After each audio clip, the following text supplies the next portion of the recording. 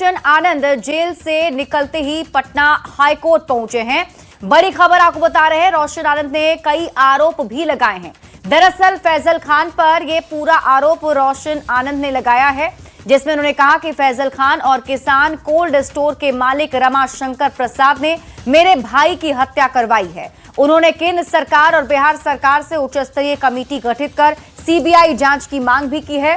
तो इस वक्त की बड़ी खबर आपको बता रहे हैं, रोशन आनंद जैसे ही बाहर निकले वो हाईकोर्ट पहुंचे हैं और उन्होंने निष्पक्ष जांच की मांग की है। देखिए, फैजल खान हत्यारा है। हमारे भाई का हत्या जेल में बंद करवाया। उसी षड्यंत्र के तहत फैजल खान ने हमारे भाई की हत्या करवाई है। रूम ओनर किसान कोल्ड स्टोर के मालिक रमाशंकर प्रसाद के साथ मिल करके षड्यंत्र के जरिए हमारे भाई की हत्या करवाई गई। तो आपके साथ इससे पहले भी उनसे कोई दुश्मनी हुई थी क्या? कोई बात नहीं थी कभी? हमेशा बिजनेस राइवलरी में होता रहा है और उसने पूरी षड्यंत्र के तहत क्रिमिनल माइंड का उपयोग करते हुए इनको जेल भेजवाता है और षड्यंत्र करके इनकी भाई की हत्या की गई है, जो खान सर ने करवाया है, फैजल खान ने करवाया है। और उसको हम लोग जेल के सलाखों के बीचेंगे, मर्डर का केस दर्ज होगा और वो जेल में जाएगा। सरकार से मांग करते हैं, केंद्र सरकार और बिहार सरकार यानी डबल इंजन सरकार से मांग करते हैं उच्च स्तरीय कमेटी गठित की जाए और सीबीआई से इन्वेस्टिगेशन किया जाए सीबीआई से इन्वेस्टिगेशन और फेयर एंड पार्शियल इन्वेस्टिगेशन हो। भाई का फिर से पोस्टमार्टम। एक साजिश पूरे परिवार को खत्म करता है और रोशन आनंद के छोटे भाई प्रिंस यादव की मौत हुई। उसका सिर्फ और सिर्फ जिम्मेवार कोई है और साजिश जिसने किया वो खान है। खान के सिवा कुछ भी नहीं है। खान ने पहले झूठा केस करके रोशन आनंद सर को जेल में रखा और अपने तितरमबाजी करते रहा। मैंने पहले भी बोला था कि ये रंगा सियार नटवर लाल को बिहार से बाहर भगाओ। आप लोगों ने मुझे ट्रोल किया कि आप गलत बोल रही हैं, लेकिन ये कहीं ना कहीं छात्रों के भविष्य के साथ, बिहारियों के भविष्य के साथ और हर लोगों के साथ खेल रहा है। और हमारे साथ न्यूज 18 संवाददाता धर्मेंद्र कुमार अधिक जानकारी के साथ जुड़ गए हैं। धर्मेंद्र, इस पर अब और आगे क्या अपडेट, क्या कदम उठाने वाले हैं रोशन आनंद? आज 13वां दिन है। रोशन आनंद जेल से बाहर आए हैं और लगातार फैसल खान उर्फ खान सर पर लगातार निशाना साध रहे हैं। अपने भाई की हत्या को पूरी तरह से खान सर पर आरोप लगा रहे हैं कि उनके द्वारा और किसान कोल्ड स्टोरेज के मालिक हैं, दोनों के द्वारा साजिश की गई है। साजिश के तहत पहले उन्हें फंसाया गया और जो हत्या हुई है, हत्या में सीधे आरोप लगाया है कि खान सर के द्वारा हत्या कराई गई है। जांच कराने की मांग की है कि जो सरकार है, बिहार सरकार जांच कराए, एक जांच समिति गठित कराए और इस पूरे मामले की जांच कराए। जो दोषी हैं उसे सख्त से सख्त सजा भी देने की मांग कर रहे हैं। जी ठीक है धर्मेंद्र, आप इस खबर पर नजर बनाकर रखिए। शुक्रिया इस अपडेट के लिए। तो ज्ञान बिंदु कोचिंग के डायरेक्टर रोशन आनंद को आज सुबह सुबह बेल मिल गई है, जिसके बाद वे बेऊ जेल से बाहर आए। लेकिन रोशन आनंद के लिए ये बेल अब भी उन पर भारी है, क्योंकि उनके छोटे भाई प्रिंस यादव की संदिग्ध परिस्थिति में नेपाल के एक होटल में मौत हो गई, जिसके बाद परिवार गम में डूबा है। नेपाल से प्रिंस यादव का पार्थिव शरीर पैतृक गांव सहरसा लाया गया है। कोचिंग विवाद में फैजल खान की कोचिंग पर हमले में प्रिंस यादव को भी आरोपी बनाया गया था, जिसके बाद गिरफ्तारी से बचने के लिए प्रिंस फरार चल रहे थे और कल नेपाल के एक होटल में संदिग्ध परिस्थिति में उनका शव मिला था।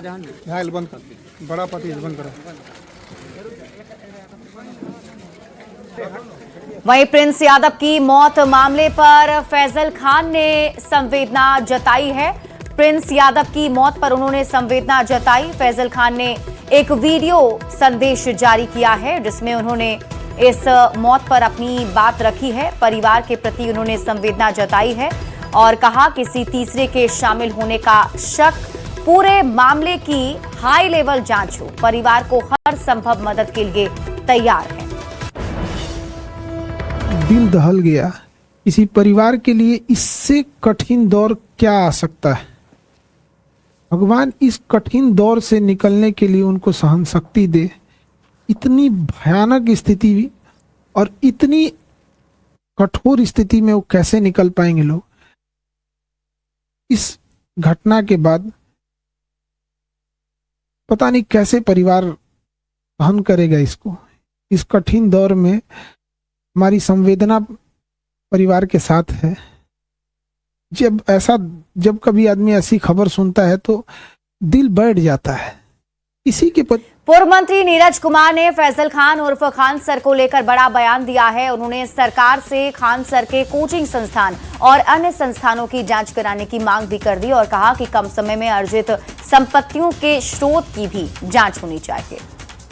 है ना, फैजल खान जिसको कहते हैं, एक नंबर का फ्रॉड है खन्ना। और इसका यूपी में ही इसके घर परिवार के लोग कह रहे हैं कि फर्जी आदमी, ये कोई टीचर नहीं है और यहाँ पढ़ाई कम करता है, नेतागिरी ज्यादा बतियाते रहता है, डायलॉगबाजी ज्यादा करता है। और जिस तरह से ये अपना संस्था खड़ा किया, इसका ट्यूशन इसका रजिस्टर्ड है और न उसके बाद इसका हॉस्पिटल रजिस्टर्ड है, न इंस्टीट्यूट रजिस्टर्ड है, कहीं कुछ इसका रजिस्टर्ड नहीं है। इसके बॉडीगार्ड गोली चलाए हैं, इस पर तो कार्रवाई पहले होनी चाहिए थी। तो वहीं ग्रामीण कार्य मंत्री सुनील कुमार ने रोशन आनंद खान सर विवाद पर बयान दिया और उन्होंने कहा कि पुलिस निष्पक्ष तरीके से जांच कर रही है और क्या कुछ कहा है आपको दिखाते हैं। क्षेप नहीं है और जो भी विधि सम्मत कार्रवाई है, पुलिस तो एक इंडिपेंडेंट ऑर्गेनाइजेशन है, एजेंसी है और वो पुलिस सक्षम भी है और ट्रांसपेरेंट तरीके से कार्रवाई हो रही है, पारदर्शिता के साथ। और न्याय संगत कार्रवाई जो भी करना है पुलिस को, वो पुलिस के दायरे में आता है, निर्णय पुलिस को लेना है, पुलिस इसमें कार्रवाई। बढ़ते हैं आगे और अब बात अनंत सिंह की कर लेते हैं। गोपालगंज की एमपी एमएलए कोर्ट से मोकामा के जेडीयू विधायक अनंत सिंह और भोजपुरी गायक गुंजन सिंह को बड़ी राहत मिली है। कोर्ट ने हथियार प्रदर्शन मामले में दोनों समेत 9 आरोपियों को अग्रिम जमानत दे दी है। ये मामला मीरगंज थाना क्षेत्र के सेमराव गांव में आयोजित एक उपनयन संस्कार कार्यक्रम के दौरान कथित हथियार प्रदर्शन से जुड़ा हुआ है। दोनों पक्षों की दलीलें सुनने के बाद कोर्ट ने यह फैसला सुनाया है। फिलहाल मामले की जांच सीआईडी कर रही है। मिले कोर्ट से अनंत कुमार सिंह जी जो मोकामा के विधायक हैं, गुंजन सिंह और मीरगंज थाने में जो केस रजिस्टर हुआ था उसमें 7 और नामजद अभियुक्त थे। उन सब की जमानत याचिका पे सुनवाई थी, फाइनल हियरिंग थी और न्यायालय ने सबको एंटीसिपेटरी बेल ग्रांट कर दिया। उन सारे लोगों की अग्रिम जमानत याचिका आज अर्जी मंजूर हो गई और कोर्ट ने इसमें जमानत की शर्तें रखी हैं। 10,000 के 2 श्योरिटी के बॉन्ड्स भरने होंगे, एक जमानतदार लोकल होगा और इसके साथ एक अंडरटेकिंग देनी होगी कि सिमिलर नेचर के कोई ऑफेंस में वो फ्यूचर में सम्मिलित नहीं होंगे। दीपक प्रकाश के मामले पर सुप्रीम कोर्ट में सुनवाई हुई। सुप्रीम कोर्ट ने जवाब तलब करते हुए नोटिस भी जारी कर दिया है। दीपक प्रकाश, बिहार सरकार और निर्वाचन आयोग को नोटिस दिया गया है। सुप्रीम कोर्ट ने पूछा, क्या दीपक प्रकाश अभी मंत्री पद पर हैं? दोबारा मंत्री बनाए जाने पर सवाल उठे थे। दीपक प्रकाश बिना जीते दूसरी बार मंत्री बने हैं। मंत्री बनने पर याचिका दायर की गई थी। राकेश कुमार सिंह ने ये याचिका सुप्रीम कोर्ट में दाखिल की थी, जिसके बाद सुप्रीम कोर्ट ने सुनवाई करते हुए जवाब तलब किया है। तो सुप्रीम कोर्ट ने बिहार के पंचायती राज मंत्री दीपक प्रकाश की मंत्री पद पर दोबारा नियुक्ति को चुनौती देने वाली याचिका पर नोटिस जारी किए हैं और ये नोटिस बिहार सरकार, दीपक प्रकाश और चुनाव आयोग को भेजे गए हैं। सुप्रीम कोर्ट ने एक रिट याचिका पर नोटिस जारी किया है। इस याचिका में दीपक प्रकाश को बिना विधायक चुने बिहार का पंचायती राज मंत्री दोबारा बनाए जाने को चुनौती दी गई। इस पर आरएलएम प्रवक्ता राम प्रकार सिन्हा ने कहा है कि फिलहाल पूरी जानकारी सामने नहीं आई है। उन्होंने कहा कि जब पूरी बात आएगी तब इस पर जवाब दिया जाएगा। मामले में अभी तक हम लोगों को कोई आधिकारिक जानकारी नहीं आएगी। जब कोई आधिकारिक जानकारी आएगी तो हम मीडिया के भाइयों को सूचना देंगे कि मुझे क्या करना है, हमारी पार्टी राष्ट्रीय लोक मोर्चा क्या। जहानाबाद से आपको बड़ी खबर बताते हैं, जहां सदर अस्पताल परिसर में एक बड़ा हादसा हो गया है।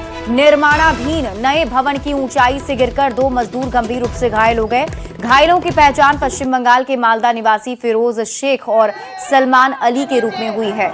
यह हादसा उस समय हुआ जब दोनों मजदूर भवन में प्लास्टर का काम कर रहे थे और इसी दौरान प्लास्टर के लिए लगाया गया सेंटरिंग का पाइप अचानक ढीला हो गया, जिससे दोनों मजदूरों का संतुलन बिगड़ गया और वे सीधे नीचे आ गिरे। कैसे गिरा? कुछ दिक्कत? कोई दिक्कत नहीं, भाड़ा डाउन कर रहा था इसलिए उसको कोई झोंक मुक लग गया है इतने जगह। क्या जानकारी मिली वही तो पूछ रहे हैं। स्लिप कर गया थोड़ा सा और कुछ बात नहीं है। कितने लोग घायल हुए हैं? 2 है, घायल नहीं, उसको मतलब हल्का चोट है, वो ठीक हो जाएगा। क्या जानकारी मिली? वो अंडर कंस्ट्रक्शन चल रहा है बिल्डिंग, इसी पे से गिर गए हैं लोग 3rd फ्लोर पर से। ठीक है, तो अभी थोड़ा क्रिटिकल कंडीशन है, सारा जितना प्राइमरी ट्रीटमेंट है वो कर दिए हैं और अभी पटना भेजे हैं PMC रेफर। दोनों नालंदा के राजगीर थाना क्षेत्र के झुनकिया बाबा मंदिर के पास चल रहे मलमास मेले के दौरान भीड़ ने कानून अपने हाथ में ले लिया। चोरी के शक में भीड़ ने पिंटू और श्रवण पासवान नाम के 2 युवकों की बेरहमी से पिटाई कर दी। घटना की जानकारी मिलते ही पुलिस प्रशासन तुरंत हरकत में आया और मौके पर पहुंचकर उग्र भीड़ के चंगुल से दोनों युवकों को छुड़ाया गया, लेकिन इलाज के लिए पटना ले जाने के दौरान रास्ते में दोनों ने दम तोड़ दिया। इस दोहरे हत्याकांड के बाद पुलिस प्रशासन पूरी तरह सख्त रुख अपना रही है। एसपी भारत सोनी ने मामले की गंभीरता को देखते हुए तुरंत केस दर्ज करने के आदेश दिए हैं और आरोपियों की धरपकड़ के लिए एक SIT का गठन भी कर दिया गया है। इस पूरी घटना में एक FIR हम लोगों ने भी दर्ज की है और एक SIT टीम का भी हमने गठन किया है जो पूरे मामले की जांच करेगी। और उसके अलावा जितने भी अन्य बिंदु उसमें इन्वेस्टिगेशन हम लोग करेंगे, CCTV कैमरा वगैरह फुटेजेस वगैरह सभी लोग हम लोग उसका जांच पड़ताल करेंगे ताकि उसमें जो है अग्रतर हम लोग स्ट्रिक्ट एक्शन ले पाए। बड़ी खबर पटना से है, जहां शास्त्री नगर थाना क्षेत्र में पुलिस ने बड़ी कार्रवाई की है और अवैध LPG सिलेंडर और विदेशी शराब की जमाखोरी का खुलासा कर दिया है। पटेल नगर के घर में गैस सिलेंडर की कालाबाजारी की सूचना पर छापेमारी की गई थी। कार्रवाई के दौरान कुल 56 सिलेंडर बरामद हुए हैं, वहीं 294 लीटर अवैध विदेशी शराब भी जब्त की गई। मामले में पति पत्नी को गिरफ्तार किया गया है। मामले की आगे जांच जारी है। के क्रम में उनके पास कई सारे गैस सिलेंडर जैसे कि भारत, इंडेन, HP के कुल मिलाकर के 56 अवैध गैस सिलेंडर को बरामद किया गया। इसके अतिरिक्त तलाशी के क्रम में उनके ही घर से लगभग 294 लीटर्स अवैध देशी एवं विदेशी शराब को भी बरामद किया गया है। इस संदर्भ में सुसंगत धाराओं के तहत प्राथमिकी दर्ज कर ली गई है तथा अभियुक्तों को न्यायिक अभिरक्षा में भेजा जा रहा है। ISI आतंकी नेटवर्क पर सेंट्रल एजेंसी ने बड़ी कार्रवाई की है। देश के 4 राज्यों में CBI की लगातार छापेमारी जारी है। ISI से जुड़ा एक संदिग्ध आतंकी बिहार से हिरासत में लिया गया है। मधुबनी के पंडौल से एक संदिग्ध आतंकी को पकड़ा गया है। आतंकी का नाम इजहारुल हक है। MP पुलिस और बिहार ATS की कार्रवाई हुई है। पाकिस्तान इंटेलिजेंस के लगातार संपर्क में ये था, जिसकी जानकारी मिल रही है। इजहारुल हक के खिलाफ भोपाल में भी FIR दर्ज है। गिरफ्तारी के बाद इजहारुल हक मधुबनी कोर्ट में पेश किया गया। पेशी के बाद ट्रांजिट रिमांड पर भोपाल पुलिस अपने साथ ले गई है। UP, MP और राजस्थान से भी 3 संदिग्ध पकड़े गए हैं। देश के कई बड़े धार्मिक स्थल ISI के निशाने पर थे। कई राज्यों में बड़ी आतंकी वारदात की साजिश भी थी। जांच में CBI को कई आपत्तिजनक सामान भी मिले हैं।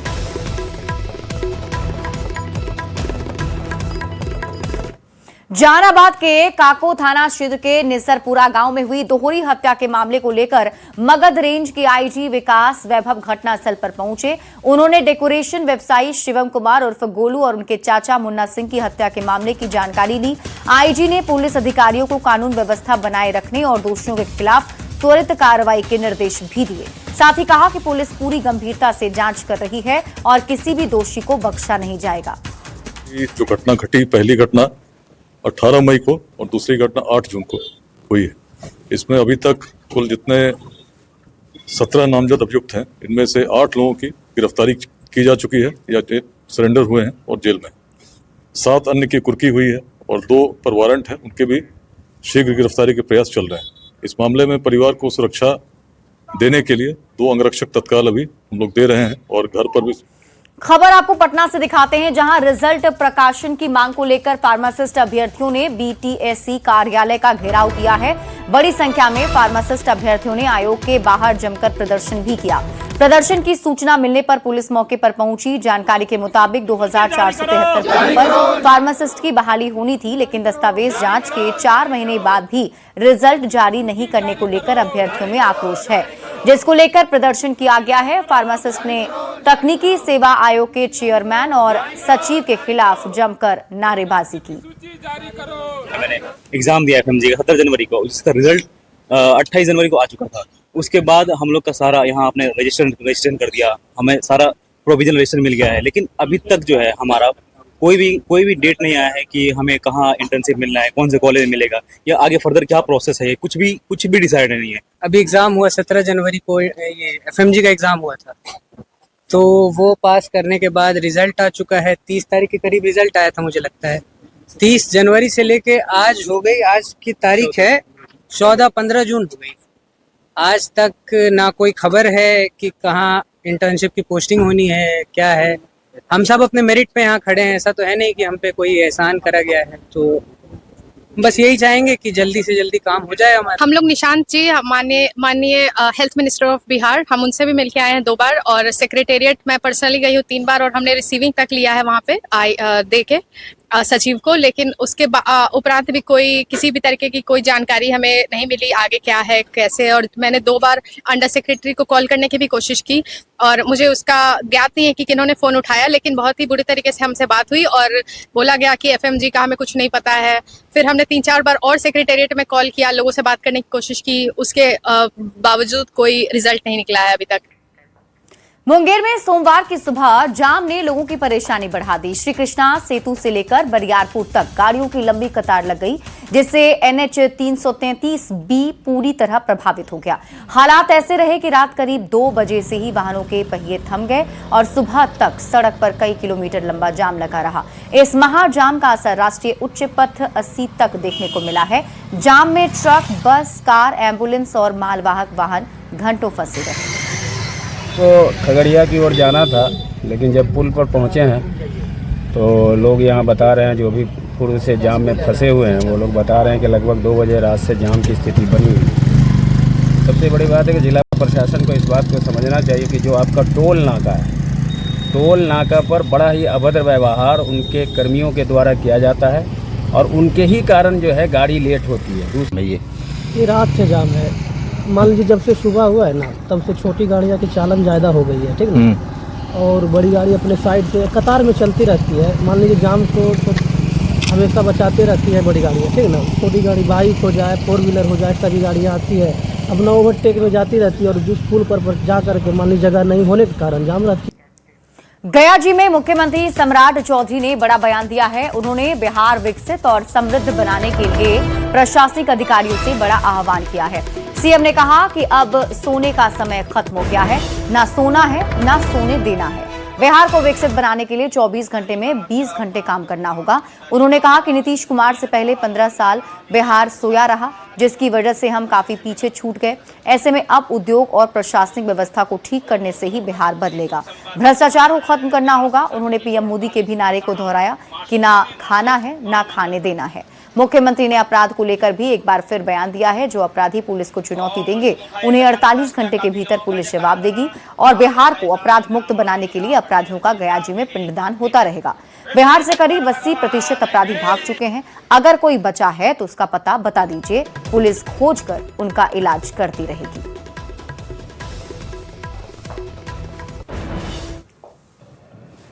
उद्योग और प्रशासनिक व्यवस्था को ठीक नहीं करेंगे तब तक ये बिहार नहीं बदल सकता है।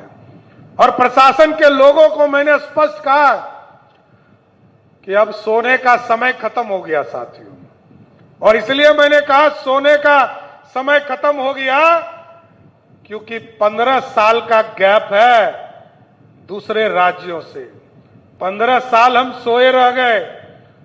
वो 15 साल यदि पूरा करना है तो 24 घंटा में 20 घंटा बिहार में लोगों को काम करना पड़ेगा। इसलिए मैंने कहा है ना सोना है ना सोने देंगे किसी को, क्योंकि बिहार बदलना है।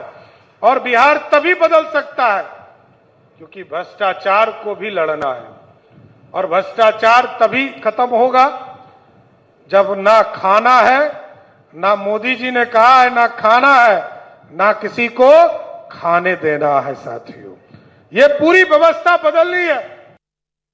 जिस तरह नीतीश कुमार जी ने CCC क्राइम और कम्युनलिज्म के साथ साथ इस इलाके में जो करप्शन का मामला है इसको पूरी तरह समाप्त करना है। और करप्शन तभी समाप्त होगा और जब क्राइम तभी समाप्त होगा जब हमारी सरकार, हमारे लोग जगकर काम करेंगे। इसलिए अपराधी, जब भी अपराधी चुनौती देता है तो मैं जरूर पुलिस के आला अधिकारी को तभी मैं फोन करता हूं साथियों। ऐसे कभी मैं किसी का पैरवी नहीं करता हूं, लेकिन जब कहीं पर भी पुलिस को कोई चैलेंज करता है तो मैं जरूर फोन कर कहता हूं कि इसका जवाब 48 घंटा में देने का काम कीजिए, क्योंकि बिहार में सुशासन चाहिए। और सुशासन तभी होगा जब अपराधी का या तो पिंडदान होते रहे गया जी में, या तो गया जी में जेल में बंद रखिए, क्योंकि इसके बिना बिहार अपराध मुक्त नहीं हो सकता। वैसे 80% से 90% अपराधी तो हमको लगता है बिहार छोड़ के भाग गया है, और नहीं है तो तनी एड्रेस बताते रहिए। ये दोनों इलाज बिहार की पुलिस करते रहेगी साथियों, ये जरूर आश्वस्त करना चाहते हैं। बढ़ते आगे, पटना में आज अचानक केंद्रीय मंत्री ललन सिंह और बिहार के स्वास्थ्य मंत्री निशांत कुमार की मुलाकात हो गई।